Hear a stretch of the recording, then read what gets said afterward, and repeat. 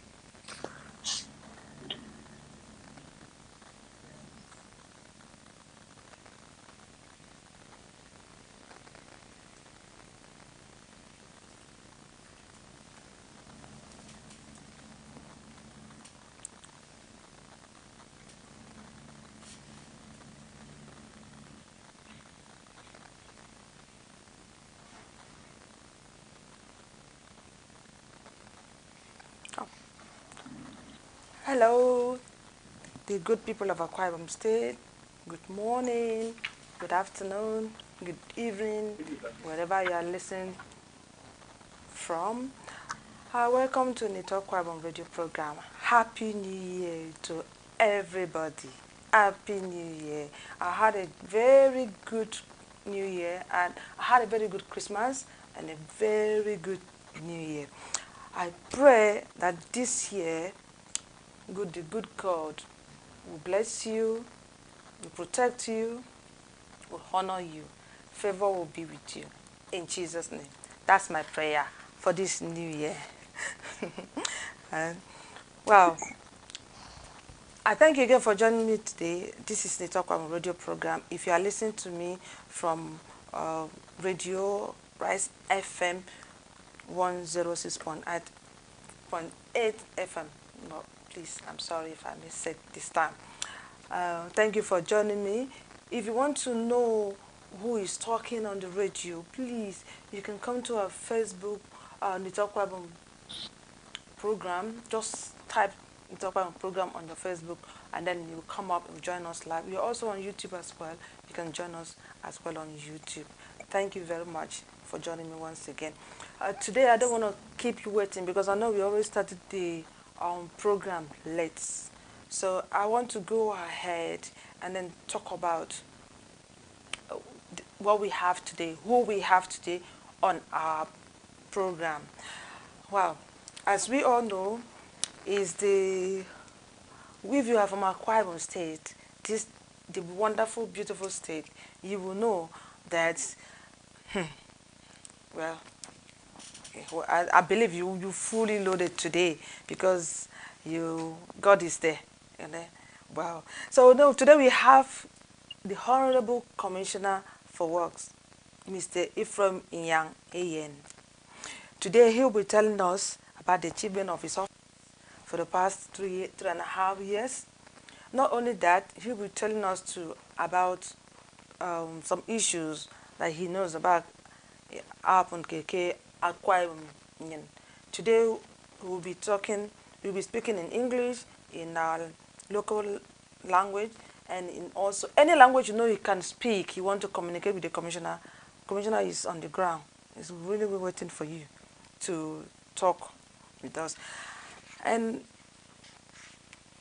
before I go ahead and introduce our Honorable Commissioner for Work, and I want to use that opportunity to thank all of you who have sent me feedback, ideas, and everything. I've not forgotten. I'm taking all your comments, all your ideas on board, so that this program will be a good one and will be enjoyable for you as well. And you talk in a kiss, you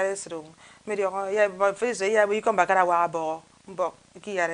you just have to get everybody along this year. Okay, fine. Before I turn myself and then slowly I look at my screen, and I can see that we have the Honorable Commissioner, the program, sir. Good evening, right now. Thank you for having me this evening. Thank you so much for the program. I'm really happy that you're here. I know that other Ndito Akwa are happy that you have.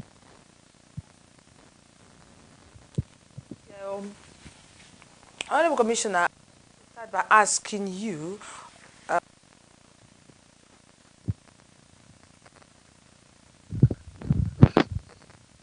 what achieved. Tonke, since 3.5 years you have been in the office. I hope the signal at my end won't be disrupting this wonderful interview this evening. But I hope so. Smoke, yes, Smoke, the question: what have we achieved as a government? I want to first narrow it down to my ministry, the Ministry of Works, that supervises the infrastructure in the state, particularly roads, electricity, street lighting, and of the sort. I would like to say that is one area of great achievement that His Excellency the Governor has done so much. I think we would gladly and very proudly say that it is in the road infrastructure. In the road subsector of this administration in the last 3.5 years, a lot has been achieved. And I would quickly like to run through it, and I hope that we have enough time. Road infrastructure are things that when they are on ground, they are on ground. They are obvious and cannot be denied. Nobody can say that he has not seen the road. I'm going to discuss the road infrastructure in two segments. The first segment will be the attempt by His Excellency the Governor to link up our state by bringing the state into opening up the state with dualized roads.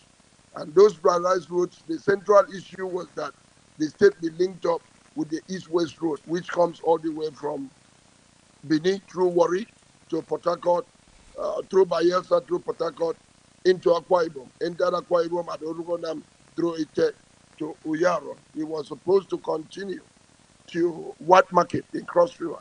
It was supposed to pass through the six South states.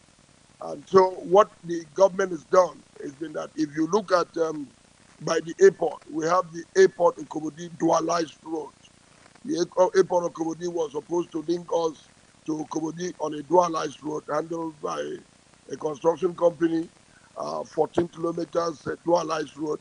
They started, they did some level of work. We were not completely satisfied with the quality of work done. We had to interfere in that work by asking them whether they improve the quality or we will stop that contract. Then at the end of Okomodi, we now broke through the forest to take from Okomodi on a straight course to Uyaro. That was handled by construction giant CECCC, which is also about 15 kilometers. They've done about 8 kilometers. Funding slowed up that work because it's through the thick forest. Now, if you come into the center of Akwa Ibom at Ikoro Kuikono, which is like the end, about the end of Rio going to Abak, we took off a road with a construction giant, Julius Berger. Julius Berger will take that road from Ikoro Kuikono through Ikorekan Paint Factory to Etina. It's about 20 kilometers of dualized road. As of today, we're very confident that about 9, 10 kilometers of that road has been done. And we now went to Etina and runabout and built the runabout is up and running today. If you are from Etinan and you have not been home for a while, when you get to Etinan, I'm very convinced you'll be confused. At Etinan, on to the right, we created a new road, 29 kilometers of dualized road.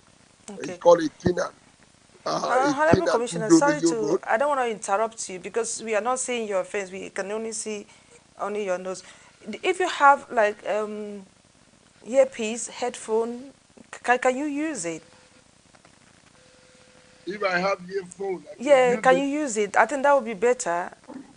But if you can also sit back and your voice, and we can still hear you, I believe so. Because we can't see you, we only see part of what. You can't see my face. No, All right, let sir. me call somebody to help me hold the phone at a distance.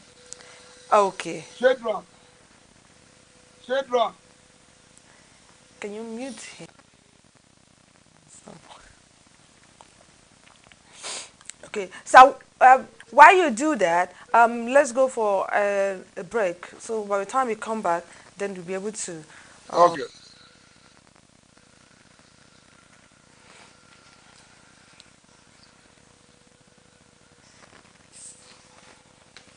Some years I was looking for you that time you were talking like parrot. Hold this thing whether my face is. You have to indicate me whether the thing can show my face clearly.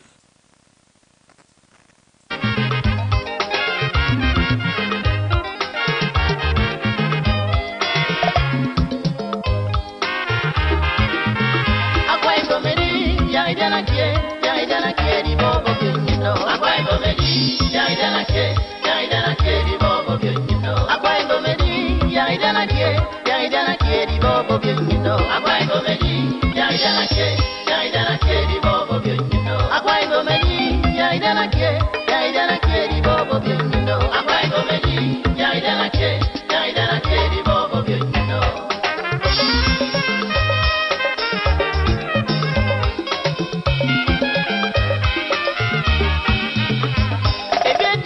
Mabaga, go to your city, memen. Upon the Poki Mabaga, go to his back to the Yenagamba, Akwa Ibom, Yaidana Kie, the Bobo Bienino. Akwa Ibom, Kisirigabo, Ubom, Maturu Parabot. Akwa Ibom, can you need them? And yes, you want them party there.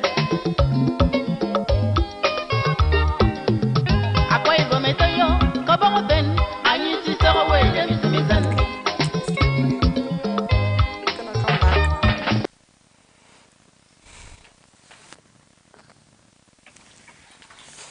Hello, sir. I think it's a little bit better now.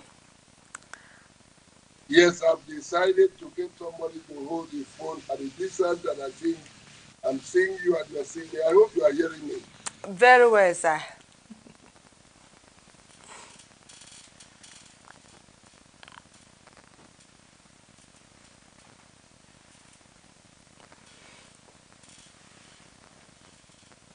Okay. Yes, sir. Do you want to go ahead? Still on the issue of what has your office achieved since you've been there for the past 3.5 years.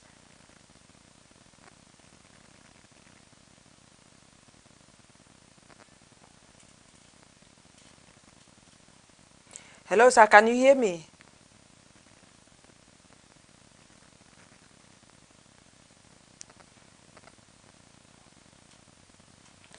Hello, sir.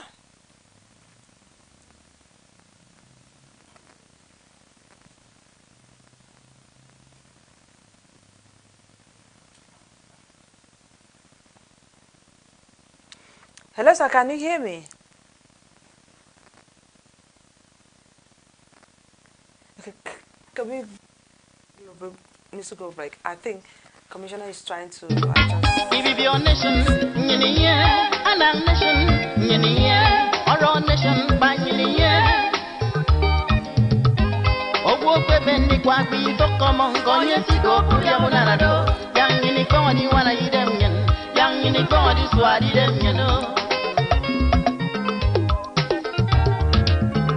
Akwa Ibom yo kisirigebo ngwara biati fondo yuwemo Akwa Ibom jaidana ke di bobo bindo yang ini mampo nyini ye yang ini mampo nyini nam Akwa Ibom jaidana ke di bobo bindo Roda bukan di jump na baga boy ne kampo temme Akwa Ibom jaidana ke di bobo bindo Sistem bukan di jump na baga boy ne kampo temme Akwa Ibom jaidana ke di bobo bindo Ine kampo ke di jump kono kore ine kampo sando Akwa Ibom jaidana ke di bobo bindo Ugang ine toyo seseregebo Wandi asibanke yuwemo Akwa Ibom jaidana ke di bobo bindo Yang ini Okay.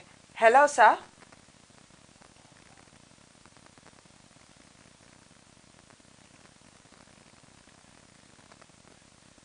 Hello?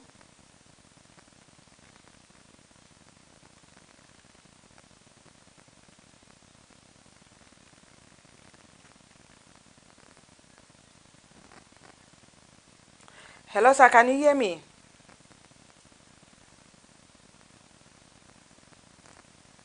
Am I sure my box is on?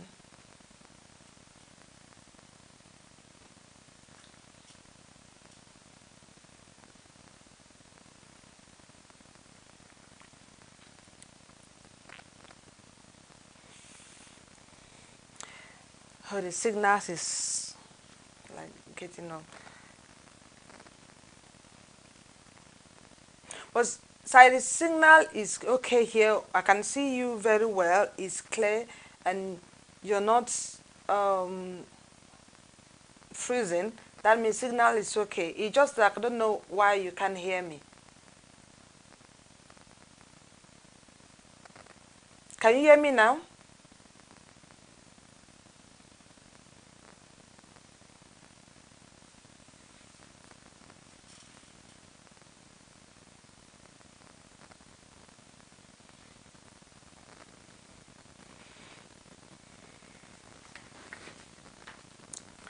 Can we go on musical break as well? Because when we come back, I think Commissioner is trying to set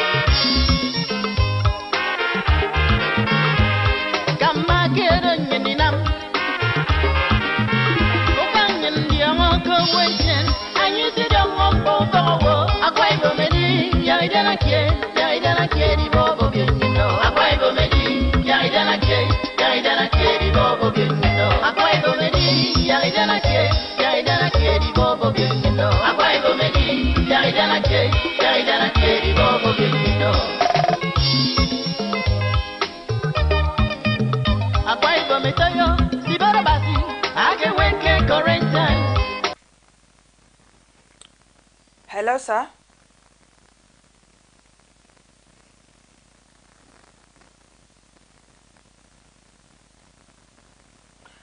I think let's play some music, and then we will have to. I mean, what's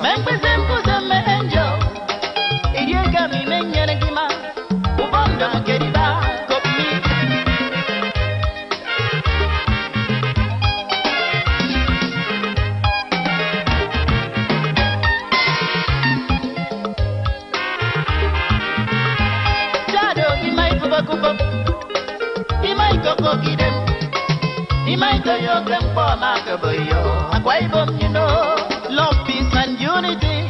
I'm a go to gang where I was you. If I am an you need a mo, Akwa Ibom, Akwa Ibom, Yaidana Toke, Yaidana Toke, Imao. hello? Hello, Edna. Okay, sir. I can hear you now. Can you see me? Yes, I can see you, and I can hear you now very well. Better. Better. Okay, we carry on. So I should carry on with my explanation. Yes, sir. So But I was actually explaining that the state government took a decision to open up the state by dualizing some key roads towards the northern part of the state, at the center of the state, and towards the southern part of the state. I did mention the airport Okobodi Road and then the Okobodi Uyaron Road. That was to get to the terminal, the present terminal point of East-West Road, and at the center of the state, and Julius Berger was to open up the center of the road. And when you drive, it's 20 kilometers handled by Julius Berger. When you get to Itinan, you will now either go right. That is what we call the Itinan road that takes you into the remodeled Eket, or you go left, that's the Itinan, or you go right, which is Itinan, your 29 kilometers of dual line road by Wichino. Those two roads up to Igorok we call Itinan is to open the state at the middle Okay. of the state. Sorry, sir, to And then interrupt. we will also. Sorry, sir.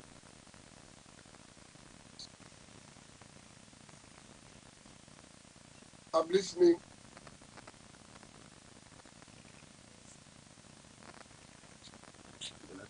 It's not working. The network is embarrassing.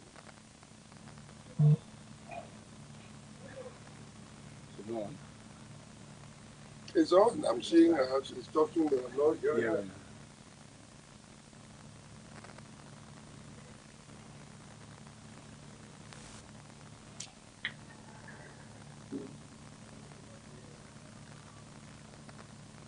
Hello.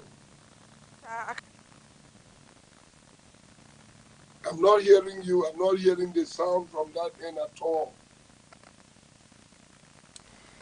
Wow, because everything was okay. I don't know what happened. I'm not hearing you at all. No call has come into the phone. I'm seeing you, but I'm not hearing your voice. Okay, can you hear me now?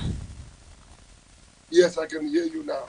Okay, what I'm trying to say is that do you want to tilt your camera a little bit up so that we can see your face? Are you seeing my face now? Not all, not your face. A little bit up. If you can go up a little bit, because we can only see your shoulder alone. You can't see your face. Sorry about that. You see, can see me? Yes, it's perfect now. It's perfect now. Yes. Okay. Sorry for Yes. interruption. Yes. So I can go on now. Yes, sir. Very fine, sir. Good. Okay. So what I was trying to point out is that the government took a decision critically that the state was lacking in dualized roads. And so the intention of government was to open linking the capital city, Uyo, with the east-west road, such that if people were coming in from Lagos, they had alternatives of entering, coming to Uyo headquarters. We were determined to do Okomodi Uyaro, which is at the extreme end of the east-west road in Oron. And that Uyaro, Okomodi was going to take the Okomodi airport. That 29-kilometer road, we gave it to two construction companies. And now from Ikoro to Ikoro, we gave it to Julius Berger, the construction giant, 20 kilometers. They've done about 10 kilometers. Work is still ongoing. And at Etinan, as at today, a very beautiful roundabout has emerged at Etinan. And when you get to Etinan, we have two dualized roads. To your left, you have Etinan, that will pass through there and get to Ikoro South, get to Eket. And then at Eket, you can enter the remodeled Eket. So if you are coming from any part of the southwest or from the south-south through east-west road, you can actually come to Uyo through entering Eket from east-west road, entering the Eket-Etinan road, coming to the Etinan roundabout, and driving straight to Ikoro. Or if at Etinan you decide to go to your right from Uyo, you will now be able to pass to Ndito, get to a Wyman Color Panel Shed, get to east-west road at Uyo. Also, have concluded plans to award Akwa, Akwa, Ephraim. That was going to be the last of the dualized roads that was going to open the state up to east-west road. We had done the design, and at about the time when we applied to the Federal Ministry of Works to seed out that road from Trong A to Trong B, we got information on good authority that the interventionist agency, the NDDC, had awarded that. And so His Excellency the Governor demanded that we wait to let NDDC do the work. Sadly enough, till today the contractor has not yet mobilized on that road. I think it was one of their usual ways that whenever they hear government want to do anything, the state government want to do anything, they will run there without doing it. So today, we have the dualized road from airport to Komodio Yama. We have Ikoro, Etina, Eket, Etina, Ndoroyo that are ongoing, and Etina and Ndoroyo is almost completed. Ikoro, I think I would rightly say, Etina, that we've done about 50% of that job. Etina and Eket, we would say maybe about 40-45% of that job is done. Now, in each of these roads that will lead you to East West Road, will open up the state. Now, again, the government took a major decision that to build the Akwa Ibom, what we call the Ibom Deep Sea Port, we needed to open up by road to get to the Deep Sea Port, such that materials for the construction of that Deep Sea Port could be taken into the port, because up to today, the only means of arriving at the Deep Sea Port and assignment is by helicopter. So we now started the super highway. Many Akwa Ibom people who have not gone to that site to see the great job done will believe that it does not exist. But during the 31st anniversary of our state, which was in September, I took His Excellency with a large entourage to that road, and we drove on it. And at that time, they had opened that thick forest up to 7 kilometers. And I'm sure that by today, if you go there, you will see that they have opened that thick forest almost 12 kilometers. This super highway is going to have 12 lanes, so that we don't run into the problem that is today occurring in Lagos, where the Tinkan Island Port and the Apapa Deep Sea Port, Apapa Port, is having just narrow roads, normal service lanes, creating the present at the corner, where if you place container in the port, it will take 2 weeks for the container to arrive your warehouse. Having said that, government now decided that our communities, our local government areas where our people live, needed some uplifts. And so the decision was taken that let us first go and intervene in areas that are not so far benefited from government. So we went to an area like Oborokara. Oborokara, the former deputy governor, wrote to the governor that the children didn't join in, were no longer going to school. And so we needed to intervene there. We went and opened up in Toydino, a Goraso road, 6.41 kilometers. As I speak to you, it's completed. We now left Oborokara and we went to Inilugu government. Inilugu government, except the road that we created at about 2000, that was able to open up the boundaries of Inilugu government to Abia State. That place was cut off. Government initiated a project in that place that links Akwa Ibom today to Arochukwu in Abia State. That road is at the base of being completed. The bridge, today, we are doing the slabs of the bridge. And this is a road that has given a lot of encouragement to the people of the local government. We went to Ikono. These were areas that were probably neglected. There were no roads in this area. We did a 4.61 in the Ikono local government. We came out a separate and a little in the back. The other 7 local governments of Ephraim Peninsula District didn't really enjoy good network of roads. So as of today, we've gone to do 15 kilometers in the Kalugu government leading to Asumere, and the other 7 kilometers, which was the second road for Ika, will be taking over as soon as the 15 kilometers is completed. We went to Kanafun. Kanafun were really in dire straits. The Parafara Road, as I speak to you, which still is on that road. And one local government that was almost completely cut off is Orumana. As at today, we're doing the one we inherited from the last government. Hamakop was doing the Ikorekara to the road was supposed to have been completed as of 2014. Then when we came into government in 2015, the road was still on. And when Hamakop was not delivering on funds released, we had to terminate that contract, give it to DNK, ensuring that that road from Ikorekara and East West Road to Ibesino Kokoro is completed. We also awarded between Ibesino Kokoro and Ikore Britam, which is the headquarters of Orugona. What we did in Orugona was to create a network of roads. The one coming from Ikorekara, today handled by JMK to Ibesino. We now give Mission Engineering from Ibesino to Ikore Britam.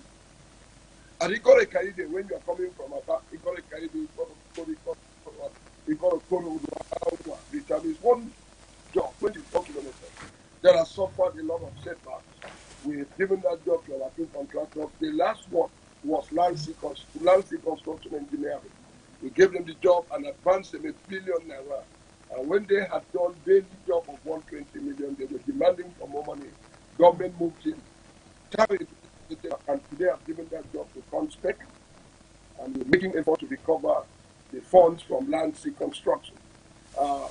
If you come to Ikore Britam, Al-Madal had the balance of that job to go to Ikore Banafa. Ikore Banafa is Ikore Britam,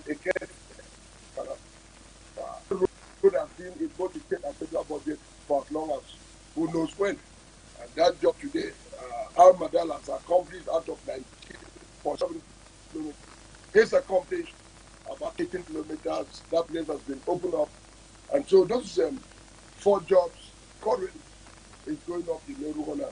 And the university, one of the campuses of the Akwa Ibom State University, that is at Eruona, at Obiopa, was a glorified Sunday school. The campus was dirty because there were no road network. Today, 6.21 kilometers of that place has been completely cleaned up. If you go to Obiopa campus, one of the campuses of the Bible, and it's environment. Today, you will agree that place into what a university is supposed to be. If you come to Abak, we've done direct labor intervention in Abak, and then if you leave Abak, you now can safely say that in all the local government, we've gone to Karafu, the coming week, probably on Friday, the coming week, we're doing a 15-kilometer road. We're flagging it off in Etemeko.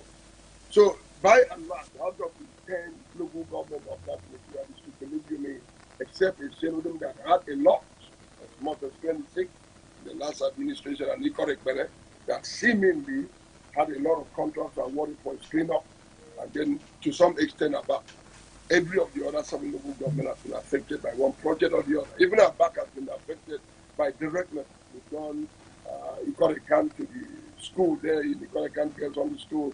We've done 2 other direct labor over 1 kilometer each in our back itself. Now, if you come to Yosinichura district, one of the key things that His Excellency the Governor discovered, that apart from doing roads in the local government areas that were neglected, we discovered that there was a need to intervene in internal roads in Uyo metropolis to give the town a face lift.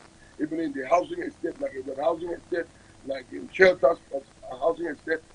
As at the date anniversary of this government in May 2018, government stood one day and delivered 28 internal roads, and they are ongoing. The internal road intervention today is about 99 roads.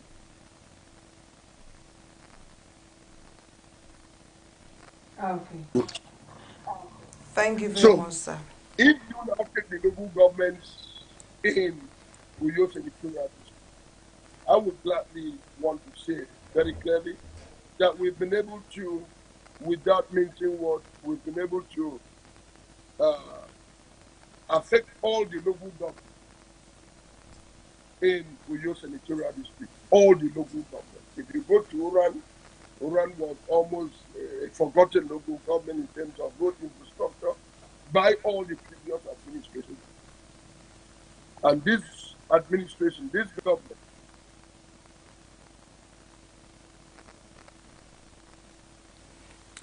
Okay, sir. Thank you very much, Mr. Ephraim Inyangeyen. I would still need to say something again. The camera is up again too much. If they can bring it a little bit down.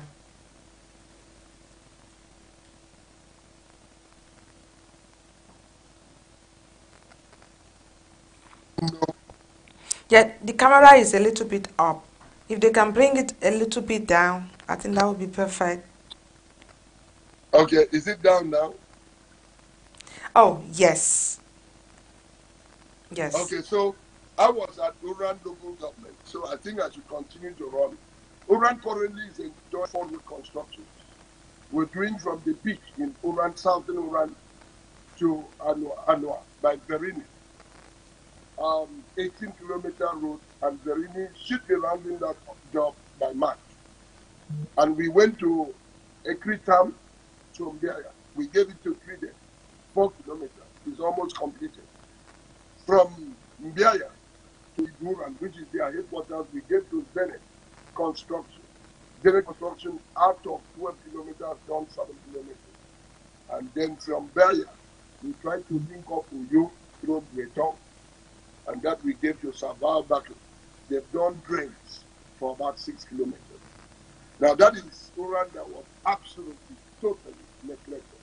If you go to Ibom, it was one of the first local government that we tackled 3.5 kilometers of road in Ibom local government. If you leave Ibom, you go to Nsretai, we were able to link the airport, Nsretai, with Ibesipo Asuka, with a 4.61 kilometer road by Kusa. Absolutely awesome job. And then if you come to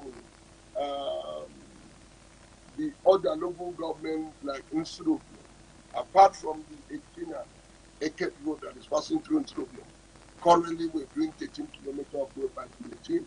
We call them ancillary roads because what we did was to pick up several roads to be able to uplift the status of Nsrubio. If you come to Nsribom, there was this popular road, Ikona Fabio, and then road.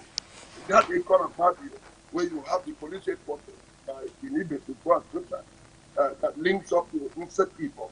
That road has been in the budget for how long you can ever recall. This government has taken that by the bull, and that job has started. And there was a little delay, but I can tell you today, the funding has also been released. That Ikona Fabio, the police headquarters in the to a Nancy, work is ongoing.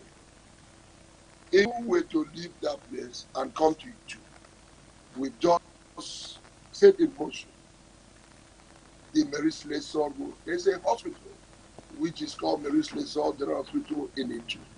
There was no road. We've now done it. We are now currently doing with CCECC, a 5-kilometer road which we call Maurice Lesor Road in Itu local government.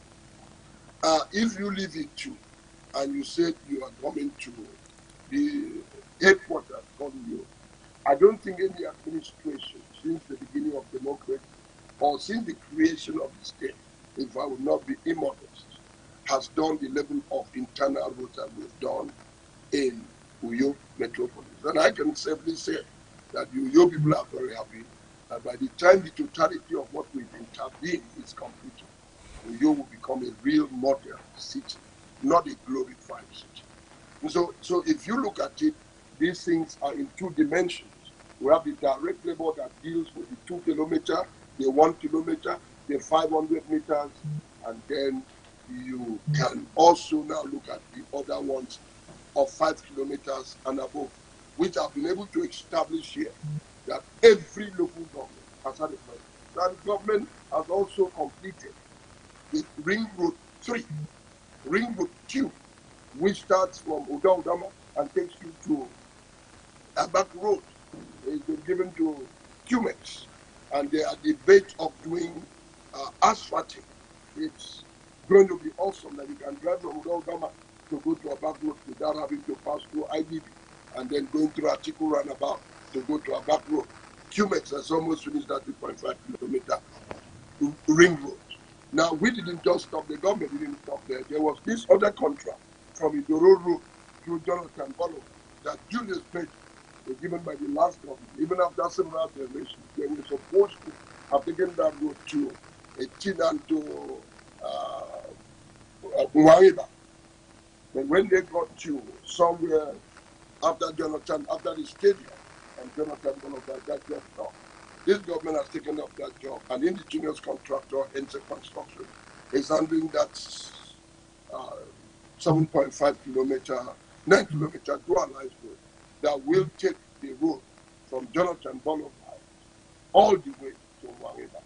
It's going to be a 12-lane road, which is supposed to have been the standard of what was supposed to have been done on Jonathan Boulevard.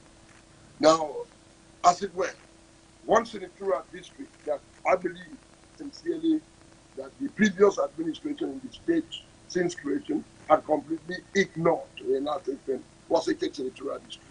I will say without fear of contradiction that not much in terms of what has been done in that senatorial district. A local government like Udonwoko had not seen one single road in that local government since its creation in 1980, I think 1990 or 91, when it was created, after the state creation in 1989. And so that local government was in total darkness. Today, we are doing asphalt on the Secretariat Road in Udonwoko, linking Udonwoko back to New York in Oron is the first road in Udonwoko local government.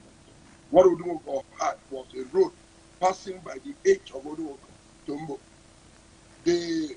One of the signature projects of the last administration, which was badly done, well funded, badly done, was given to Sino Engineering, a construction company that had no equipment to do construction, which was later, he now appointed a technical partner that was doing the job, so that when they pay Sino would take what they want and pay them. It was called the Etebienwa Bridge and the road that links Mbo up with Etebi in Esreke. That road was abandoned. But this government has taken that job from Sino and given to the technical partner directly, and that technical partner has virtually finished the road work. It's now working on the bridge. Any moment from now, that's what some people will say, what signature project does Ibom have? Ibom is not just after signature project, it's after cleaning up the mess that we make to ensure that things are working effectively. Otherwise, such a project that a lot have been put in could have been left there. It was called a signature project, it was not, because it was not finished. Now, if you leave Mbo and you leave Udonwoko, you come to Oron, which is the headquarters of the Oron nation. The five local governments of Okobo, Uriokfo, Mbo, Udonwoko, and Oron, most of their leaders and most of their people live in Oron. Government came and made excavations around Efiat Street, Bassey Lane, Efiat Lane, and the technical college up to the post office, up to Oron Road. In 1 year of this administration, at the very beginning, it was completely cleaned up. And at the commissioning of those roads, including Apostolic Road and Greek Lane, the people of Oron celebrated. That was in May 2016, and they requested more from His Excellency, who graciously offered additional 8 roads, which included erosion control up to where you have the custom.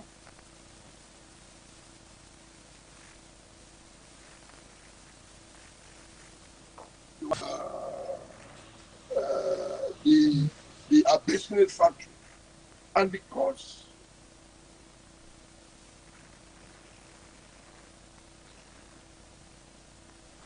as I speak to you, we are marching up to finish that cleaning up, and I'm convinced that when we go to Oron for the number of it would have been ready for commission. Okay. Now, except Akwa, that we are contemplating moving in to have a presence on the Akwa. Okay, Mr. Ephraim Inyangeyen, the Honorable Commissioner for Works, one of the Akwa Ibom State. That is the resource base of Akwa Ibom. In the last 8 years of the previous administration, virtually nothing was done in Esreke, in Eket, in Ona, and Ibom. The Eket-Ibom road to Allah is 20 kilometers. Even though we were told 8 billion had been taken, the contractor didn't have that money. But this administration was able to raise funds and completed that 20-kilometer route of Eket-Ibom road. Okay, sir. Okay, Mr. Ephraim, I think we have listened to you for about 10-20 minutes now. Well, we will talk about the road, the one they commissioned, the one they abandoned, the one that there was no road and there's a road now. Now, I want to ask you another question, because I listened to one of the video, the past governor, which is now Senator Akwa, says that there's no road had been constructed. Even the one Inyangeyen has been abandoned. But does it mean that he doesn't live in Akwa Ibom? He doesn't know about all this road you are saying? Well, Edna, I want to say to you this evening, it is sad that the former governor said that because unfortunately, he was the one who commissioned the 6.4 kilometer road in Senetai. I have the video clips, and Akwa Ibom people have the video clips. The road he was talking about, the Uyui Korekwene road, was a road that he initiated in 2011. And after 3 consecutive iterations, that road was abandoned. The one that was supposed to pay compensation was taken out. So when this administration came, we found out that those who were supposed to have been paid compensation to surrender their houses so that they could have the right of way were not paid. And most of those cases were in court. So we needed time to be able to take those cases out of court. I stand here without fear of contradiction that even what he already commissioned in 2015 on that road was on MC1. MC1 is before asphalt. And that MC1 on asphalt was on less than 9 kilometers. Because the other time I overheard on radio him saying that he did 18 kilometers. 18 kilometers is at Methodist Church. And Methodist Church is about 6 kilometers away from where you turn to go to Okana. And in front of where you go to Okana was a 3-story building that nobody could take down. Even when we came into government, because the case was in court, and the man was asking for 188 million. It was this administration that took that case out of court and settled the man at about 140 million to take down that building. And so if the former governor said so, I think it's just a statement to give the impression that this government abandoned that road. And if you said, if the former governor said he had done 18 kilometers, what would have been left of a 25-kilometer road should have been 7 kilometers. Now, I want to say without fear of contradiction that what the former governor, now Senator, already commissioned in 2015 was MC1 of about 6-7 kilometers of Uyui Korekwene road. Nothing more. The records are there. The records don't lie. It was the administration of Governor Udo Emmanuel that released funds to Julius Baker to do asphalting at about September last year. That was when the asphalt, the final asphalt of Uyui Korekwene road was done from 0.00 to where it is today. So it is not correct. It's just like when the former governor would tell you that 4-point Sheraton at the Korekwene had been completed, that the governor refused to use it. I want to say very clearly here, I'm sure the global audience is hearing me, that a hotel is not about the skeletal structure. What was at the Korekwene was a skeletal structure. The components that make a hotel are the finishings, which are even more expensive than the structure. That's what the governor has been partnering in the last 2 years to put in place. It's just like when people say that when the former governor would say that he built us a specialist hospital. That specialist hospital that was standing absolutely empty. What was standing there was a skeleton of what was supposed to be a specialist hospital. What makes a hospital special is the quality of equipment and manpower. When this administration came into play, there was no manpower in that specialist hospital, except somebody they brought from Lagos that was defrauding the state, treating patients with just the ground floor, and then receiving money and asking the state government to fund it. Now, if you go to that hospital, even today, apart from the ground floor that you find the reception, and the first floor that was partly finished, the second floor, even plastered,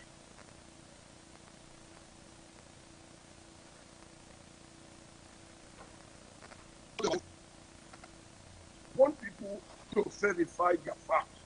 Go to Ibom Specialist Hospital, it still remains incomplete, even after funding for its complete, for its total completion had been taken out.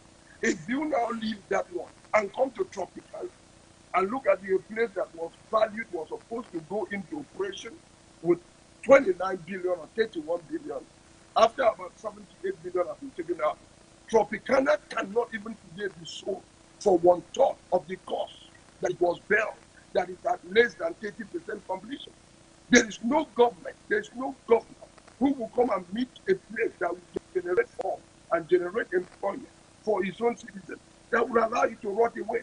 So those statements are not correct. I'm not surprised because when uh, ExxonMobil came to us and said, oh, they paid the state 8 billion. If 8 billion was paid, it means that by the time this government came into place in May 2015, actually, Ibom Road would have been done to a large extent. But that's not what we made. Nothing was done on the road, including 18 and 18. So I do not want to make an argument. Now, I want people, Akwa and the international community to verify facts. Let people who have interest to know the truth. Today, tomorrow morning, go to Tropicana and value it and then get the records of what has been sunk in there and establish whether Tropicana is ready. Or go to the specialist hospital, Ibom specialist hospital. Nothing has yet been added except that the governor brought in equipment for dialysis and things of that nature still on the ground floor. I'm saying today that if anybody can contradict me, that the second floor and the third floor of Ibom specialist hospital, that even plastering and window have been put in, I will resign my position as commissioner because this is the truth. And if they say that Sheraton 4 Point, like the former governor said, has been ready, then let us get the records of what this governor has done that is documented when the shipment and when the equipment, even when the agreement with the Sheraton was signed, was just recently. So how would the hotel have been ready to run? And you called it 4 Point by Sheraton, and there was no documented agreement with those who will run the hotel. So I think that those things are not correct. And Okay. Thank you very much, Honorable Commissioner. Because we still have another question to ask you. And I want to open the phone line now. If you've been listening, the phone line is open. If you will call in and speak to Honorable Commissioner. And I want to tell you that please, when you are calling to speak to Commissioner, make sure you make your question very short and go straight to the point. Please ask a very polite question so that you can get a polite answer as well, please. So the phone line is now open. Thank you. Okay, Commissioner, before we take, if my phone starts getting busy, I want to ask you another question. The question I want to ask you is, how many industries is Excellency brought to Akwa within these 3 years? Or how many has he seen that was not functioning that make it active now? Because I know they talk about pencil industry. People say that they don't manufacture pencil industry. They bring pencil from somewhere to Akwa, and they always talk about rice industry. They say they are not doing any rice there. It's, the government are all lying. So I don't know how many, if you can give us the name of the industries and where they are and what they do there. Okay, I'm going to do that, and I'm going to be very specific. You see, if you talk about industries in Akwa, when His Excellency Governor Udomi Manuel came on board, there was something like industry. Our state was absolutely dependent on the Monday allocation from Abuja. It was a civil service-based state. The paint industry was built by the administration long time ago, not even by the last administration. That was the one that was revamped. And even after being revamped, people still claim that the paint industry at Ikoroka in China is not working. But I want to tell you that the paint I use for my house in Ona today, that I bought for my house in Ona, is from that paint industry at Ikoroka. Now, if somebody is saying that these industries are not there, the syringe industry in Ona is producing syringes that at least the other day when my doctor came to give me malaria injection, he used them. I have the packets in my house. If you say the knitting solution factory is not there, then I begin to wonder what the managing director of the Port Harcourt ESCO will be doing in the factory in Akwa. And then if you say, and you say that they are not producing pencils, I want to tell you that I learned what pencil production was about from the factory that is here. That they use newspaper and they use those kind of stuffs to form into pencil. I used to think that pencil was a stick, only for me to go to the pencil industry here in Akwa Ibom and discover it was newspaper that they folded to form into the pencil. So I think that, to be very honest, it is those that could not deliver on their promises who have come forward to discredit what this governor has done, because it's amazing, it's shocking. Because in the years of our plenty, Akwa Ibom people were promised 81 industries. When Akwa Ibom used to receive a minimum of 37 billion allocation money, that could not be done. But this governor came on board and was able to, attract investors to come to Akwa Ibom in the midst of economic recession. Now, if somebody says that the flour mill that is standing in my local government between Ibom and Opat is not there, then they must be dreamers. If somebody says that the coconut refinery that is standing on the east-west road from Pareni is not there, and the coconut plantation is not there, then I think there is a sickness somewhere. Now, what are we going to say? The picture of the vice president of Nigeria, when the vice president came to commission the metering factory and came to commission the syringe factory, the same day he went to China General Hospital that this governor came to revamp.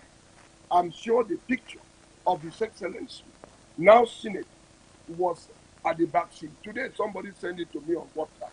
So, if the same senator who accompanied the vice president with about 6 other governors who were on ground here said that those things are not there, then I begin to wonder that maybe they should be able to go and correct the vice president, who on the day of the commissioning of the syringe factory said that Akwa Ibom was blessed with a very clever governor. These were statements by the vice president. So I think that something is wrong with those who say these things are not there. But I tell you that the greater majority of Akwa Ibom people know that these things are there. And I don't know whether it is still credited to the former government. I heard a video program the other day at the Bush House when he said that the governor has done well, that he doesn't have a problem with the government. So I don't know which part of the story to believe. But I want to say that the day the vice president of Nigeria, Professor Osibajo, came to Akwa Ibom, he commissioned the metering solution factory. The former governor, now senator, was part of that interim. That same day the syringe factory was commissioned, he was part of that interim. That was the same day that they went to a Chin and General Hospital to commission that place that has been completely taken over by witches and snakes. So I think that it is not correct.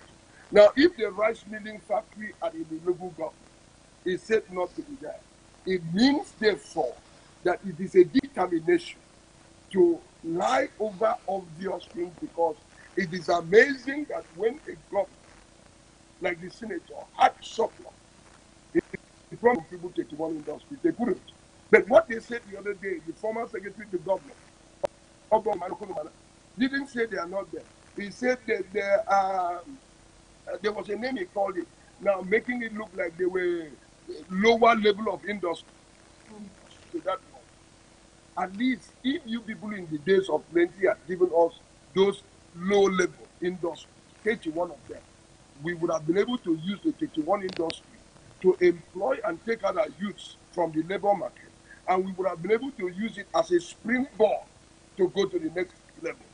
Because there's nothing wrong with humble beginning. My pastor used to teach me and say clearly that he likes to associate himself to do that big thing in a small way.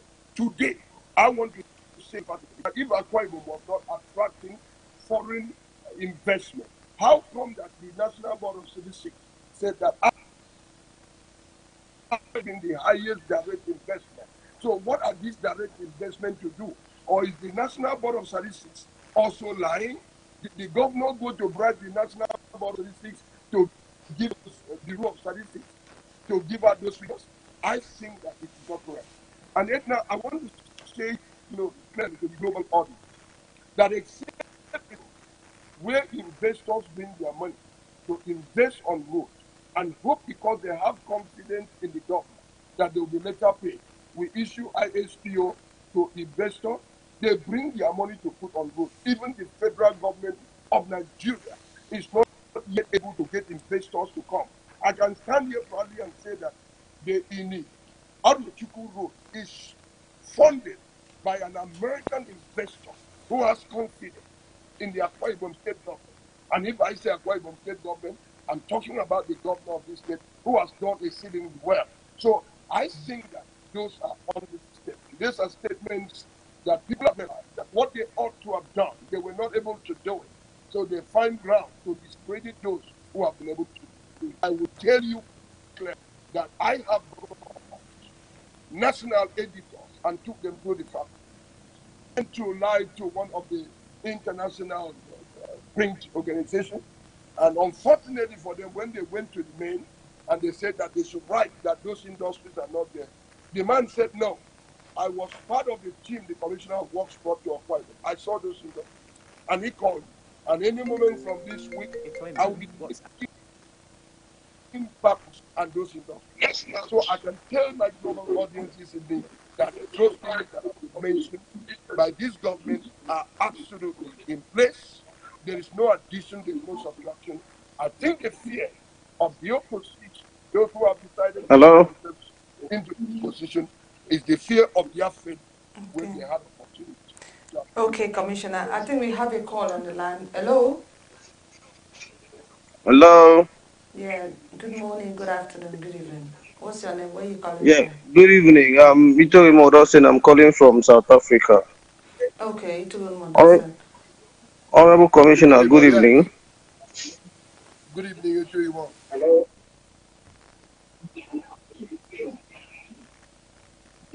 I'm hearing you. Hello? Yeah, you might go ahead. We are hearing you.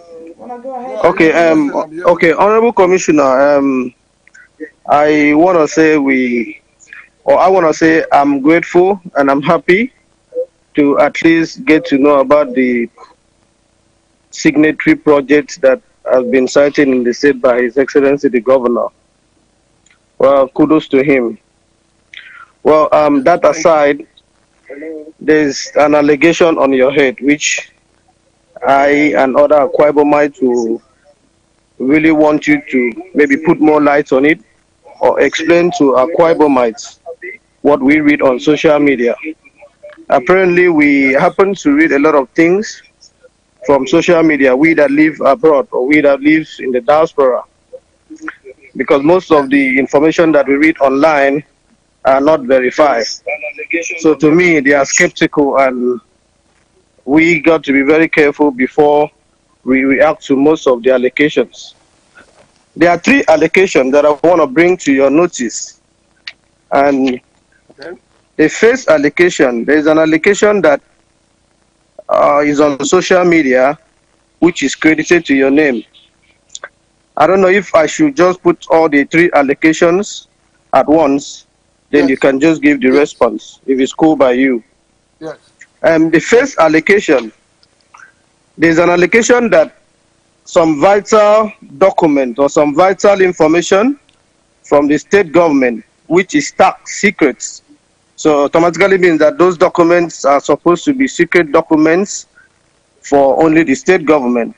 But those documents have been circulated on social media by one Miss Emmanuel Nicholas, the special assistant to the governor on documentation.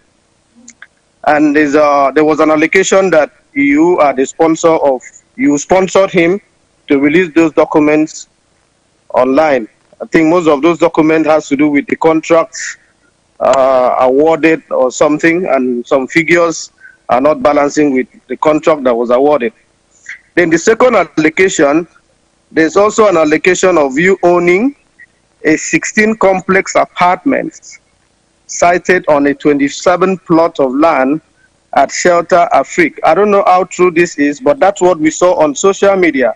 And I'm just happy that you're online today, so you'll be able to clear this to us, because some of us are a bit worried about most of these allegations. The third allegation, there's also an allegation of an embezzlement of public funds by you to a tune of 78 billion naira.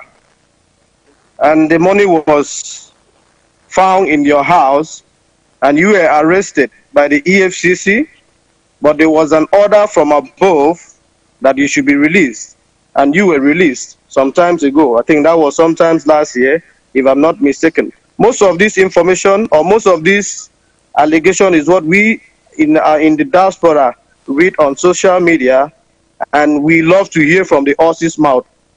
Are these allegations true or not? Thank you very much. Thank you, Toyimo. Thank you, Mm. Ibawo Dosen from South Africa. Let me give you very straight answers. The question of documents marked secret that were released, there is the Information Act that gives permission. So when people need information, they apply for them. There is no such information that is top secret. The information that was released was authenticated by me on Uyo Ikorikpene Road. There was nothing secret about it. A lawyer, an Akwa Ibom son, wrote official, demanded when the former governor went to the press and said he had finished that road and that the road was never valid.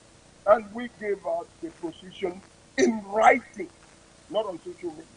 And the young man took it up, went to EFCC. The rest of the matter is with EFCC. So there was nothing given to Iman Nicholas. I've never given a document to Iman Nicholas. But I remember that an Akwa Ibom man, two of them, wrote an official letter demanding for the release of the contract of the Ephraim. It was their entitlement, and it was officially in writing released accordingly. So that story about Iman Nicholas circulating secret information is absolutely false. And in government today, because of the Public Information Act, there's nothing secret. As I'm speaking today, EFCC has demanded, has written officials to demand for all contracts awarded from 2012 from my ministry. I will compile it in the full, send it to them. And so when you send out those information requested, you can't call them secret. What is secret about awarding a road contract that was varied 4 times or 3 times without any basis or liberation? That's number one. Number two, that I live in a compound on 27 plots, 16 mansions. Well, you see, the truth is that when men fail to have what to say against you, they begin to be imaginary. They begin to imagine what they could say to you. Uyo is not in heaven. Uyo is on earth. I have been the first commissioner for work that for 4 years, living in a rented apartment at a warehousing, and at the stage they were throwing drones in compound. The little building I started in Uyo, even with loan, is yet to be completed. And today I live in the boys' quarters of that compound. I'm not going to bother about that. Now, if somebody said that 78 billion was found in my house, I want to state this. If you live in a duplex of 5 bedrooms, 78 billion will fill that house from the parlors and all the rooms of that house. And being in the opposition, not being at the center that controls ICPC, FCC, the police, DSS, I'm very confident that if any such things was found on me or around me or even in my account, I should have been rotting in jail. No such things happen. No EFCC ever searched me. No police ever searched me. I had a letter from EFCC to explain some things. I drove there on my own, took the document, satisfied them with my explanation, and I left. As I'm sitting and I'm standing here today, not one. I have never seen 1 billion cash before. If I see 1 billion cash, I think I would be able to, I wouldn't say I will faint, but I say I think maybe my life would have completely changed. But I'm not even looking for 1 billion because it's not about money, it's about service to our people. So no such things happen. And I think you miss also part of the allocation. They said the house I'm building is 7.8 billion. I don't know if I have 1 billion, whether I will use it to build a house or I will use it to do investment that will better my life in the future, because the position of commissioner for works is not going to be forever.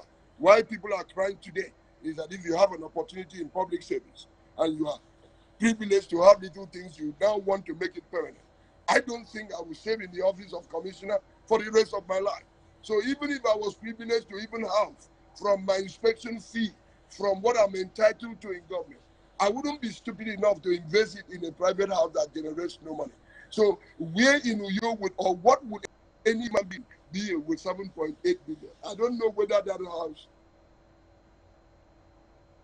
Okay. I haven't had that allegation, but I know They do I not heard know about the what allegation to Inyangeyen. create. 7.8 billion. I don't think there's any house. I don't even think that Aso Rock at that time when Babangida built it was up to 7.8 billion. I don't know what kind of a house that would be. Maybe that would be a house built of those. So there are empty allegations of people who are frightened because I have come forward to state the facts of how much our state was mutilated, how much our state was messed up in terms of the contracts that were given. Why didn't these allegations come in the last 3 years when I did not expose the fraud that was going on there? Why is the allegation and all the story? The next one now, they will come with sexual harassment. They will say, I sleep with everybody that's all manners of things will come. But I want one fact stated. If SSS or police or EFCC or ICPC were to search my house, which they have never done, they will not find money because I don't have such money. If they were to check my account, except my salary account, they will not find money because I don't have those kind of money. And so the honest truth is that every of those allegations are absolutely empty. 78 billion has not yet entered my ministry. And let me state this clearly. The state government does not pay contractors through my ministry. The only thing that I do is because of my supervision, I must recommend you for payment based on work done. The Accountant General of the state pays contractor directly to the account. So in which money would have 7 billion been gotten? Has the value of what has been put into my ministry in its entirety of the 3.5 years up to that amount? So it means that if we had 78 billion in the ministry, I must have taken out, that means no diesel was bought, nothing was done. But I think I run about the best ministry in Akwa Ibom today. Very functional, street lights are working. It means that every cupboard that has come to that ministry, which I can say is nothing near 20 billion.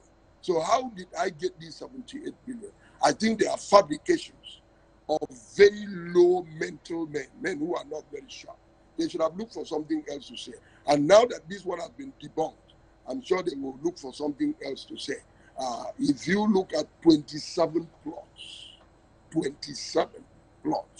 you'll be talking about maybe 3-4 hectares of land. I don't know what anybody will build there. And to have used 7.8 billion, it should have been a house of gold. I'm telling you today that even the little duplex I started in Delta Africa, 1 year plus after I've not been able to complete, is still not completed. I'm living in my boys' quarters as at today. And so I think the emptiness of those allegations shows the mental level of those who leveled the allegation. I'm sure they didn't also tell you how I've embezzled the total money meant for compensation. And I asked the question, how do I then get the right of way to do the massive road construction that I'm doing that nobody is fighting me, except those who used to defraud the government, calling it 10%. And people expect that when I get money for compensation, I should leave the property owners and pay the middlemen. And I said, no, the property owners will give me the right of way. When we verify your claim of power of attorney, we will pay you afterwards, not before we get the right of way. So these allegations are empty, absolutely empty. They are very unintelligent because nobody in 3 years will even be able to draw from the bank 78 billion cash that was found in my house. It is not thank you even very much, possible. Commissioner. I Please, live in we a have a caller 4-bedroom, on the 3-bedroom line duplex. that we need to put on. Yes, I live in a questions. 4-bedroom duplex on a wet housing. So where did this money, the 78 billion would have covered the whole of that house. Everywhere would have been filled up with the money. Okay, So Commissioner, we have a caller on the line now for you. And hello, caller. What's your name? Where are you calling from?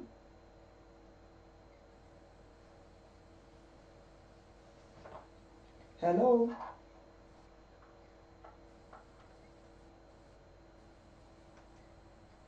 Hello. Hello. Anyway, you can call back. Okay. As we hear, I get some messages coming in, which I need to read for you. And the other one says here, I should ask you if His Excellency do have agenda or manifesto for next time if he re-elected to the office? Well, I want to say very clearly, yes, he does. Just like he had in 2015 when he started his campaign, the 5-point agenda. His Excellency has looked at what he has achieved in the last 3.5 years and has come up with something to build on top of what he has done. Yes, at the flag of His Excellency's campaign on the 16th Sorry, of January, Baba, he Commissioner, will let's present his see manifesto if to Akwa. we can look up to this call. Hello? Hello? I don't know who is calling. We can't hear you, the caller. Hello, I can hear you. I can hear you loud and clear. Now, but we couldn't hear you. Okay, we can hear you now. Do you Hello. want? Yeah, we can hear you. Now, do you want to have? Okay, fine. Okay, fine. Okay, fine. My name is Mr. Umwete. I'm calling from Germany. I have a question for the honorable commissioner. All right, go ahead. I'm calling from Germany. I have a question for the honorable commissioner. All right, go ahead. So my question is, honorable commissioner, for the last 2-3 months, there was a program coming up or an info regarding to works in Akwa Ibom State, because a lot of the youth, they have no works. I don't know if you take statistics of the lot of people who don't have something to do, that are roaming around the street, they have no hope how to have a job. And Akwa Ibom, we are saying that they have a lot of industry here and there, but still, there are still a lot of people without job. If you take the statistics of the people who are jobless, that is one. Two, I want to ask, before you leave your office, if it's not a time for you to tell the governor that is should build a refinery for Akwa Ibom, so that we can have Akwa Ibom refinery, since we have the oil. Not that the oil has to be refined in Kaduna or elsewhere, and we only sit down without having a refinery. Don't you think in your office you can put this recommendation for the governor, that the money coming in, he should try to build refinery for that Akwa Ibom? That is the 2 questions I have for you, and it's a challenge. Reply. Thank you very much. All right, Mr. Yes, Mr. Umoide, thank you very much for your very intelligent questions. First, I want to put it straight to you that when you have a backlog of young men and women who had graduated probably about 10 years ago and they were not employed. Now, the governor coming in, and don't forget that in the last 3.5 years, 2 years, we were in recession. It is not possible for His Excellency, even if he builds the equipment, to take everyone out of the labor market. And don't forget that most of these jobs that are being created now, some of these industries may not employ more than 200. So if we had, supposing 10,000 people who had graduated in the last 10 years, and they were not absorbed in the civil service, so they were in the labor market, it's not going to be possible that at creation of just 12, the 10,000 are taken out. I can put it to you today that the syringe factory is employing about between 300 people, the metering factory about 200, flour mill will employ probably about another 200, the coconut factory, fully functional, will employ much more. But then there will still be a backlog. What is required? That is the central reason why Excellency must be re-elected by Akwa Ibom people to come and consolidate on what he has already started. That at that level of consolidation, where the private business community will develop more interest, so there will be an expansion of the economic base of the state. That is when we will be able to take many more out of the labor market. I quite agree that there's been a lot of them. A lot of them send me texts how they graduated 10 years ago, how they graduated 7 years ago. But then you have to understand that the problem that had taken several years to be created cannot be solved overnight. And don't also forget that when you are building the foundation of a structure, it takes a lot of work. What His Excellency has done in the last 3 years is to convince the business community that Akwa Ibom is safe, Akwa Ibom is secure, and you can come to do business. So we expect that when His Excellency the Governor is increase number of investment that comes into Akwa Ibom, that will help take more of our people out of the labor market. But let me also sound this. There are some of our sons and daughters who went out to read courses that make them quite unemployed. You know, in the modern day, somebody that read philosophy is not going to have a space to work in the coconut industry because it's an engineering-based company. Somebody that read history, except in the civil service. So sometimes the cost component will also be a problem, even when these vacancies are there. Because if you are looking for an engineer, like in the Ministry of Works, if you ask me, in the admin department, if I have 10 people, that would be good enough. But I would need over 200 civil engineers. Now, if you now reverse that trend and give me 200 administrators and give me 10 civil engineers, you are asking me to fail. So some of these industries have their targeted, profile of those who can work in those places. They are not things that you will have to manage. When the string factory was going to train our sons, they were very specific. They needed electrical engineers, they needed mechanical engineers, who were the ones, computer engineers. These were the people that were sent to talk for training. So if you read history, it will be difficult to work in the string factory. It's a production entity. So part of the problem is that even when His Excellency is re-elected and he consolidates and this industry spring up more, we're still going to have this problem because some of our young graduates are completely unemployed. That's number one.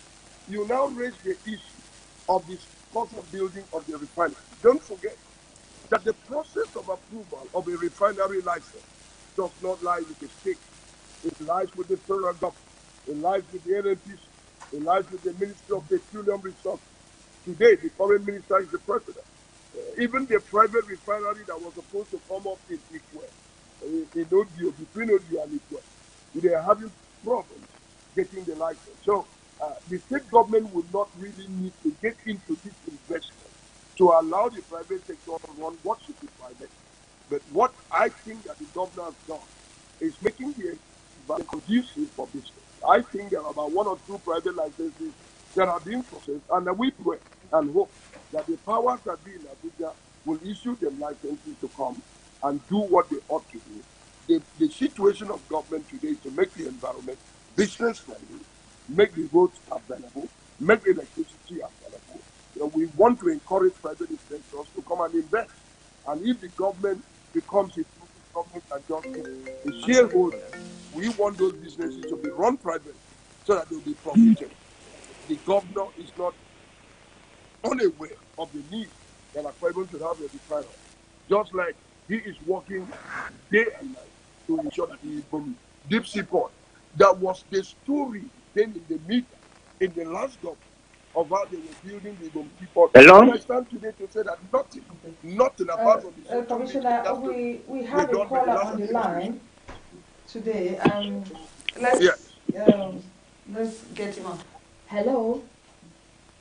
Hello. Yeah. Good morning. Good evening. Yeah. Hello. Oh yeah. What's your name? Good evening. My name is Udo. I'm calling from Italy. Okay. Okay. Do you have a question for Honorable Commissioner? Yes, I have a question for him. Okay. My question is, the Honorable Commissioner, Happy New Year to you and all the officers in the Akwa Ibom State government. And one thing that surprised us is we have the caliber of people we have in government in Akwa Ibom. We have our good governor, Emmanuel, and up till now we are still having bad roads in Akwa Ibom. This is a state that geographically one can drive, one can visit from Ikorabasi to Oron, from Oron to Ujo, to Mexico. One can even cover the whole state in a day if we have a good road. What happened to our road maintenance and road construction? does it mean that the state government do not have any plan to rehabilitate our roads? And this road sometimes takes many lives. What is the plan that you have about roads in Akwa Ibom? Okay, Yes, the Mr. caller from Italy, you don't mention the name of the road. You just say road. I think he's talking Oh, about he the knows road network that general. many roads in Akwa Ibom He's talking about the are road dead network traps. general. Why Let should me we take have him up on dead it. trap roads in Akwa Ibom? Okay, all right. Okay. Mr. Umar Udo, I'm sure you have not visited Akwa Ibom in a very long time. I can stand here proudly today to announce to the global audience that except the Federal Capital Territory of Abuja, Akwa Ibom has the best road network in Nigeria. So, Mr. Hello? Udo, I think you have not been home for quite a long time. Whatever the previous administration has done, and they were gaps, this government of His Excellency Governor Emmanuel has taken the idea of road infrastructure being the basic requirement for industrialization very seriously. And when we announce very proudly that we have done or about doing or still doing about 1,700 kilometers of roads, people scream, how is that correct? But that is very correct. So I think you have not visited home in a long time. I want any journalist or anybody anywhere to contradict that, except the federal capital, that the federal government has done a lot of investment over the years. Akwa Ibom today stands as the state with the best road network, where you can even drive in some part of this state with your eyes closed. And by the time we complete the present very ambitious road projects that we are handling today in the state, we will be rubbing shoulder with Abuja if we would not be better. So that question is safely answered. I think you need to visit them from Italy, and please do it so. Okay. Somebody like me as well. Okay. We are inviting you to come when your project is ready in Indiana. Thank you, sir. You will. So, okay. Another question I want to ask. We still have a few minutes before we sign up now. People calls are coming in. Let's treat this question first. And this is a question I want to ask this, and I think I do ask, and thank God you are here. I believe that you will explain to us, not only me, because a lot of people have been asking the same question, and they have the same doubt in their mind, and they're wondering why such thing was said, and what was the reason. And I want to ask because we are like you told me, of course, say social media, we do a lot of things, rumor is flying everywhere. Why is it that His Excellency, I don't know whether he said it or not, I'm just gonna quote what I heard, what I've been told, that Yeah. he doesn't want to have nothing to do with Akwa Ibomite in diaspora because they don't have voters card. If he said that, why? Why did he say that? But if he did not Uh, say that, so why would the people go around fabricated story of something His Excellency never said? Because these are the three questions now, three reasons. Edna, I want to say this very sincerely. His Excellency Governor Emmanuel, to the best of my knowledge, having known him over the years, is so smart, very intelligent to have made such a careless statement. And whoever credited that statement to His Excellency is a very careless person. His Excellency the Governor, if he did not want to associate with our kids and kin in the diaspora, I want to ask this question. In 2015, His Excellency went to the Pakistan program in Philadelphia. I was in talk. In 2016, he couldn't go. He sent a delegation. I was part of that team. In 2017, he sent another team. In 2018, he sent another team. In 2016, His Excellency requested that I go represent him in Italy in a program. In 2016, again, the Ndong Parawa program, where we were to interact with our kids and kin in Europe. In 2017, he also sent me to Vietnam. Now, the question is, a governor who does not have respect for his people in diaspora would not have been the same governor who will be sending people to represent him because maybe the timing didn't go on. I want to stand with that fear of contradiction that no matter the status of the man who said that thing, said it in error or just created that story, Governor Odoyeman could never have said it. I therefore completely dissociate myself from that story because at least I have an idea of who he is. I mean, that your people are in diaspora. Everybody cannot be home. It's not like in some years when we were living in the that didn't make us not to come from Akwa. That did not make us not to be interested in what happens to Akwa. Now you are here now, you are from Akwa. You have written to the governor, and the governor that is not interested in people in diaspora has answered your question, referred your matter to the preacher. And then are we then saying that all of us must return home to live here? That is when the governor will respect what your opinions are? I don't think so. So I want us to discount that story that was being said. I think it's a rumor, which is very common in Akwa. That step, emphatic. Okay, Commissioner, you just said something. In 2015 or 16, he sent a representative to go and represent him somewhere. 2017, 2018, the same thing.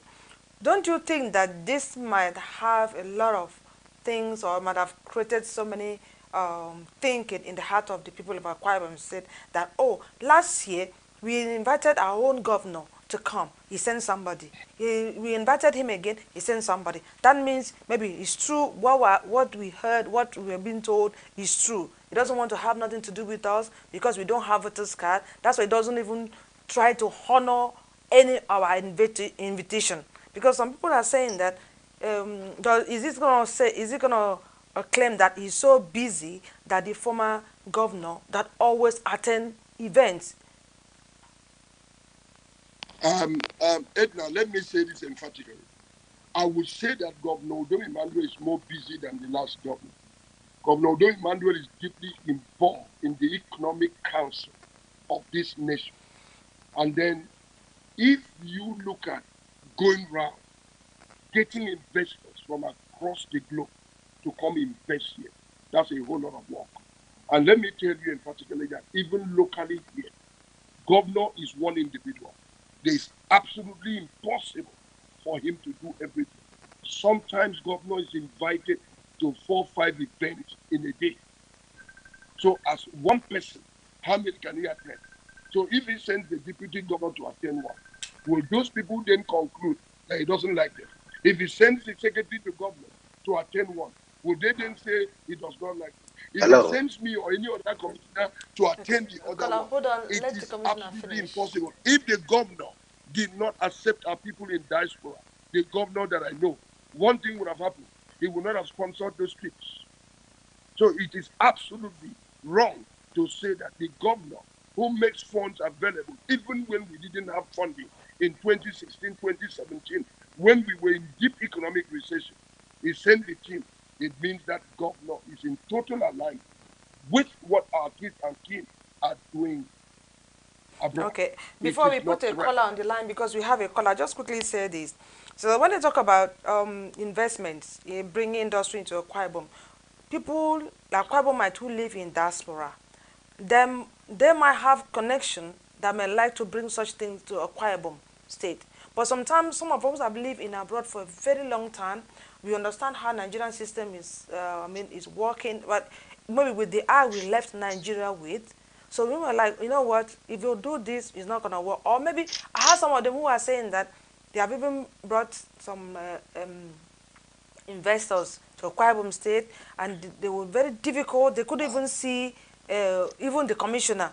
They couldn't see people that they're supposed to see. They were just like some little people in the office were just pushing them, go there, come there, come today, come tomorrow, come next tomorrow. So if I think or I believe if there will be people that will bring investors to Akwa Ibom, it should be the Akwa Ibomite who live in abroad. With even the investors themselves, they want to believe in them because they know that they live there in that whatever country with them. They know where they live. If anything happens, they'll be responsible. So I still, because I live in diaspora as well. Does I'm speaking of my own, including me as well. Because if my governor said, I'm not saying he said, I'm just saying it. He doesn't want to have nothing to do with me. I will not be happy. We say, why? Why are you saying that? Because I have a father. I have my father. He has a family. My mother has a family. So only me here, and I have a lot of hands. I have voters card as well. So I'm not saying His Excellency said it, but maybe we just that's why we just want to speak to our governor. He said, you are our governor, and we want to speak to you. We don't want you to be sending people to us. We want to speak to you. Even if it's once in a while, you want to create time and talk to us. We want to speak to you. Anyway, I'm coming back. Let me put this caller on the line. Hello, caller. Hello. Hello. Good morning, good afternoon, good evening. What's your name? Where are you calling from? I'm calling from Oyo. Oh, My name please. is Akwa Woko. Oh, Akwa will go. Calling from Uyo. Yes, All right. sir. Do you have a question for the Honorable Commissioner? Yes, I want to greet our Honorable Commissioner, Akwa Ephraim. I've heard all what he has explained. And on behalf of myself, I want to wish him a happy new year. And Thank you.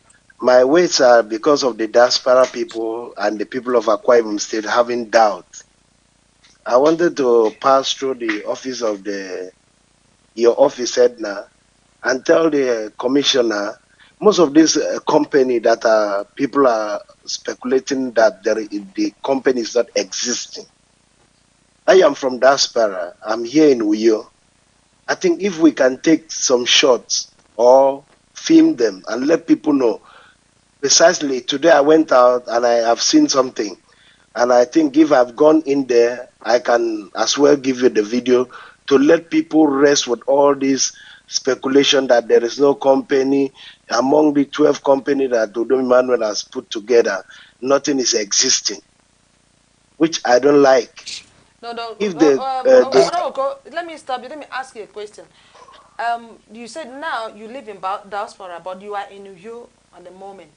yeah, Do you want to openly, boldly tell us now that all these companies are existing in Akwa Ibom State? that's what I'm telling you. That if Yeah, they because they don't want grant to us answer, just make it visitation, straight. I mean, make it straight. You just want to hear yes or no. most of the companies that have passed through is yes. Okay. It's That means yes. there's no, And it's now, not false. It's yes. Edna, let me It's come not in here. false. Akwa will go, please hold on. So Edna, let me come in here. if I want to the invite, commissioner I could want grant to us invite, a Do you team, we hold have on? a team Commissioner of want to speak to diaspora you. If people. you can listen to him as Okay, well. Yeah. okay. let me help you. I want you to come to my office tomorrow at the other secretariat by 10 a.m. I want to set up a And I'm team not hearing and the provide commissioner very. if he's speaking. You are not hearing me? I can Hello? hear you, sir. But I don't know what you are listening from, because I can hear Commissioner very well. Edna, maybe Akbara will call back. I want you I'm to using my request messenger Akbara to will speak go. with you. Okay. Yeah, but Okay. Commissioner, I can hear Okay, now Commissioner listen very to me. well, and I believe Commissioner can hear you Yeah, very well. very well. But I'm not So hearing Akbara him. will go. I want to invite you to You know, come I'm to not my using office tomorrow also. two phones to listen. Okay, I'm Kwara, just you know using what? one now Don't to worry. speak with. Yeah. Just hang up and listen to what Commissioner wants to say, because he's saying something to you. Okay. Yes. Now, Edna, I want to tell Akbara will go that since let him come to my office tomorrow at 10 a.m. at the other secretariat. I will set up a team. They will take him around the 12 industries physically. Let him go to those places and take snapshots by himself, somebody in diaspora, and forward them to you, To Etna, me. in Yes. diaspora, so that at your next program, you make it public and put to shame those who said those industries are not there. It's a Yeah. good opportunity that somebody in diaspora who will not lie to you and lie to our brethren who are in diaspora is in town. Let him come to my office tomorrow by 10 a.m. immediately after fellowship. I will provide a hillock. I will not go with him. so that they will not say I influenced him. Let him be driven round the list of these companies. I will call those people. They will open the place up for him. He will take snapshots. He will make it public from the diaspora point of view. That will bring to an end the ugly story. And Edna, now you can see why the governor could never have said that our kids and kin who are in diaspora are not important. Because I'm believing that by the time Akbara Woko goes to get this information, it will nail the story of the failure of the last administration who couldn't deliver the industries, who are now embarrassed that these industries are being delivered, even under economic recession, by His Excellency Governor Odo Emmanuel. I want to say emphatically that Governor Odo Emmanuel loves our kids and kin in diaspora, respects them, wants to work with them, is working with them. And if anybody is saying that he has an industry to bring, it's very simple. Please name the commissioners you went to see that you couldn't see. There are two kinds of industries. Some people in diaspora will bring industry and say this government is not funding the industry. We are creating enabling environment for the private business to thrive so that it can be managed as a private entity for profit purposes. It's just like Ibom A. Akwa Ibom is not going to manage it as Akwa Ibom state government. We're going to leave Ibom A to be managed by the expert, just as it will run like a normal airline. That's the difference.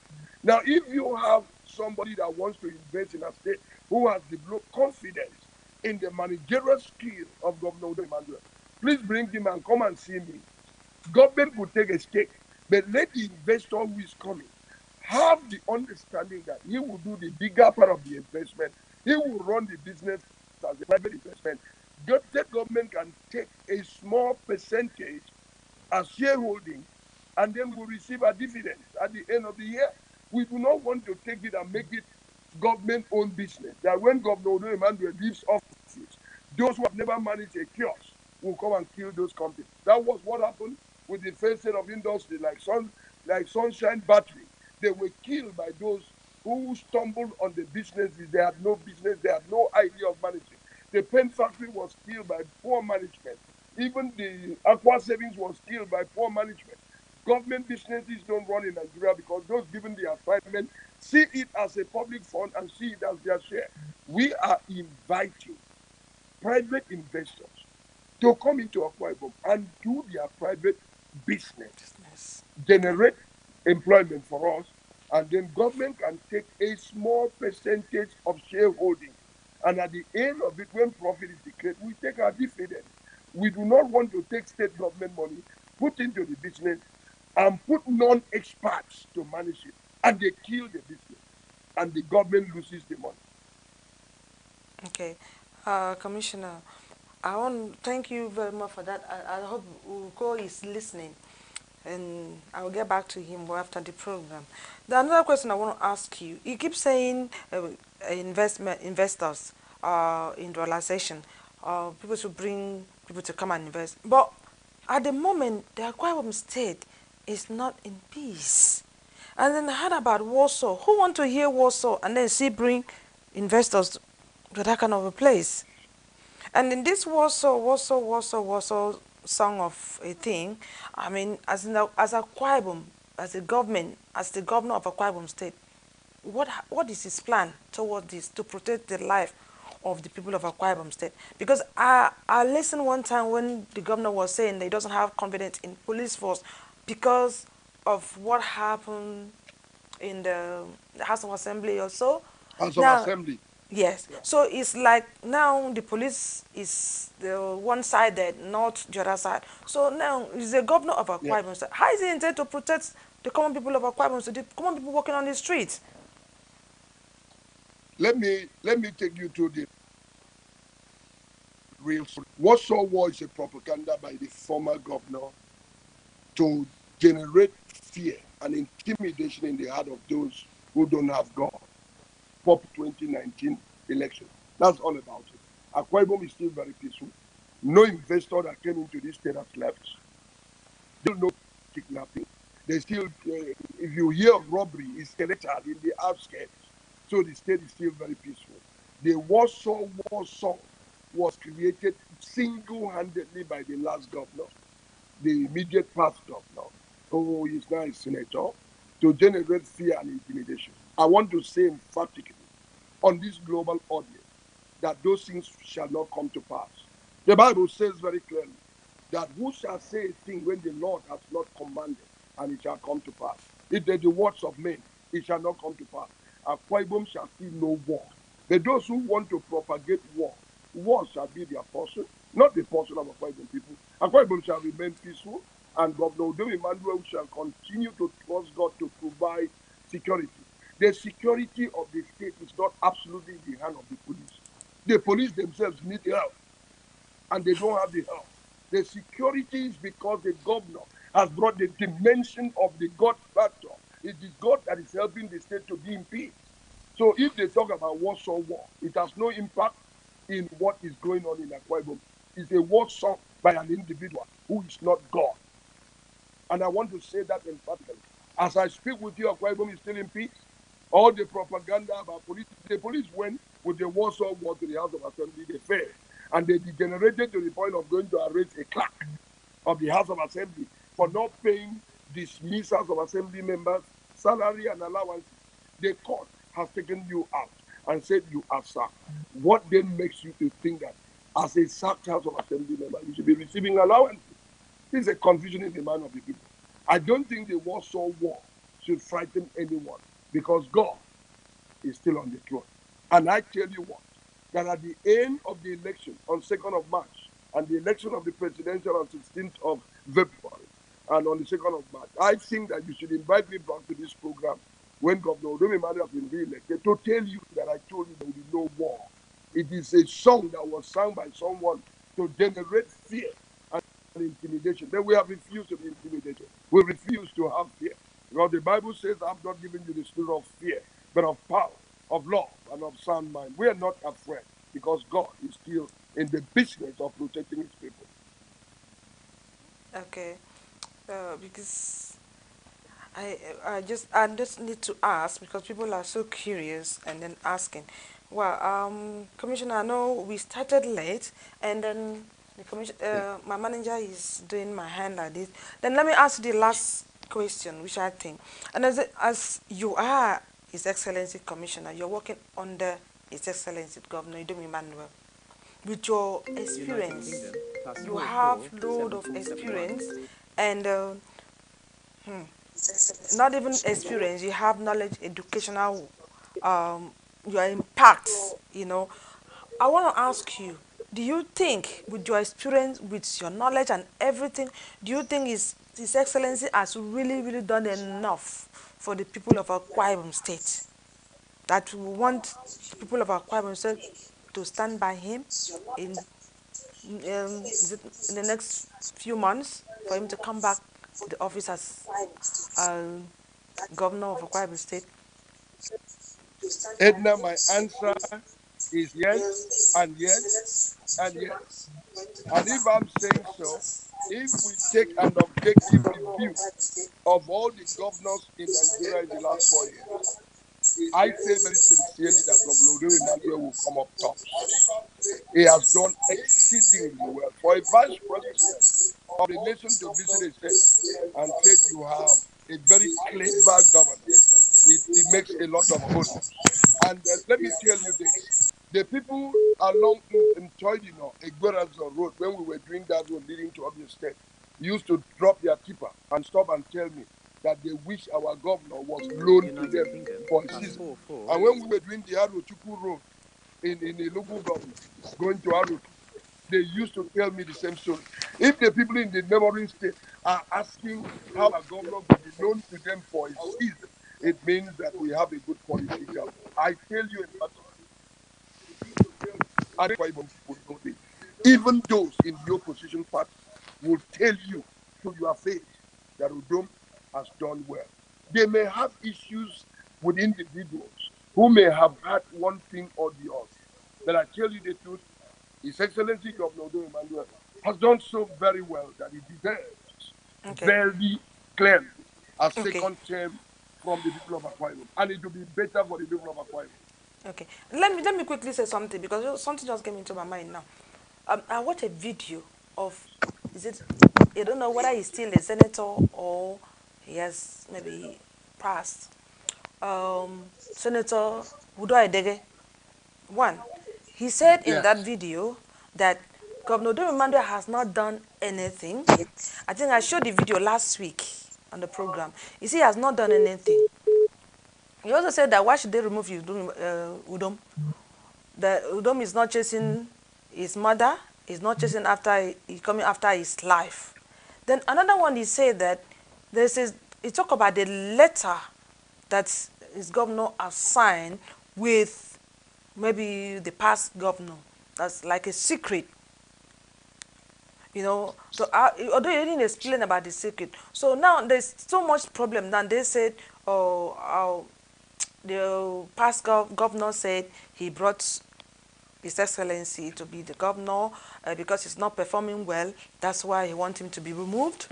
And then His Excellency has not even said anything. So this transfer between both of them that they could not settle, that they brought it out because there's so much. I don't want to say it here. I mean, there's so much I've heard, but I don't know. I just want to know if you have any idea about all these things because Well, Edna, I would like to say this. Even you yourself would agree with me that for our distinguished Senator John Odoidere, who one day will say A, and tomorrow will say B, and one stage he will say Udom has brought peace, nobody is pursuing his mother, the next day he will say Udom has not done well. I think it's a contradiction. There are mix-ups. That's the same man who said that Akwa almost killed him at the election in 2011, and he can never work with him, but today he's working with him. There are quite yes, a lot of contradictions. The same man told us on video also, sir, or man, and that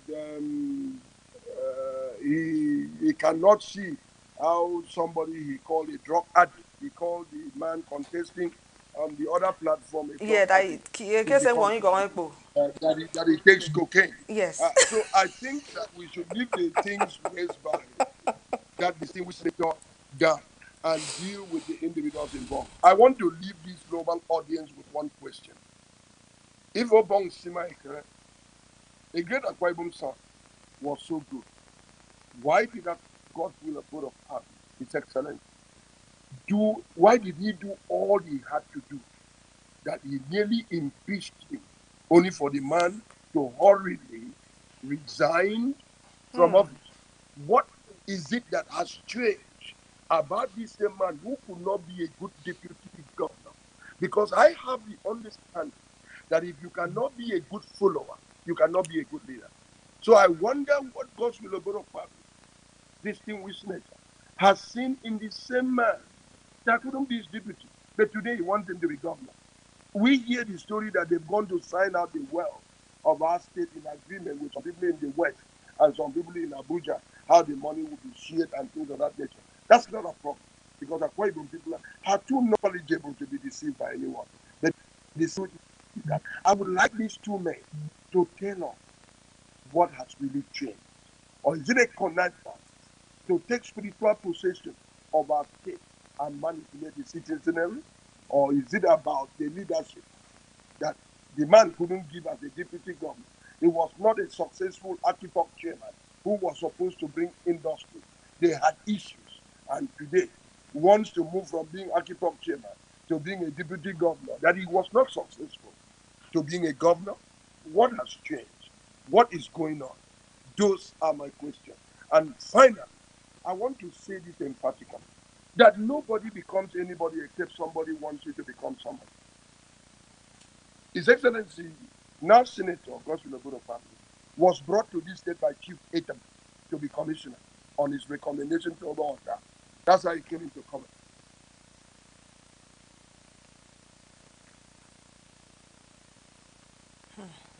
He appointed Governor Odomi Mandela as Secretary to Government when he failed out with his then Secretary to Government, Oba Omaro Kurumara. Does not make him God.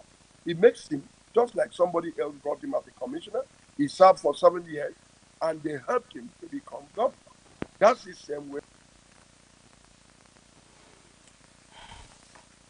Okay, sir. From governor. Honorable That Commissioner, does not our now time make him is getting a god. close. I think we have more to finish up the program for today. And I want to say that thank you for coming on the program. And I want you to take this message. Our governor, His Excellency, we people in Europe,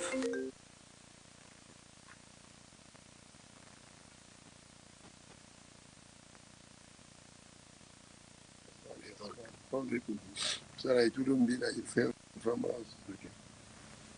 It's lost. That's lost the sound. Skype was better. I don't know why they ran away from it.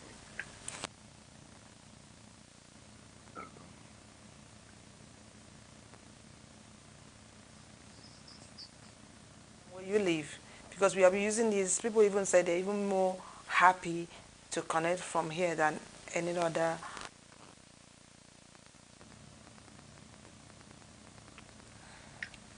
Okay. It's unfortunate that I'm not hearing you in the last 1 minute. But I would like to say that whatever it is, I've enjoyed being part of this program, and I hope that in future I'll be given another opportunity to be part of this very global audience.